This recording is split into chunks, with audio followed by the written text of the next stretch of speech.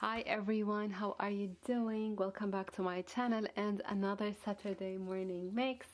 It's a rainy day today. I think it's because of the hurricane in Florida. My prayers and thought for people in Florida.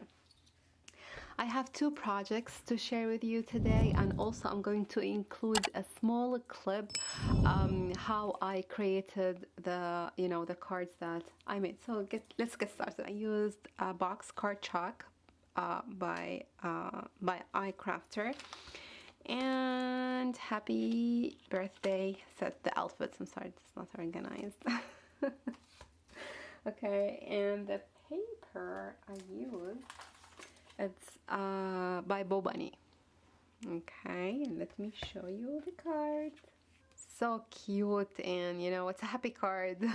Side-eye cut word happy from mirror cardstock, and a birthday is inside. So cute. So let me add a clip now here to show you how I made this card so quick.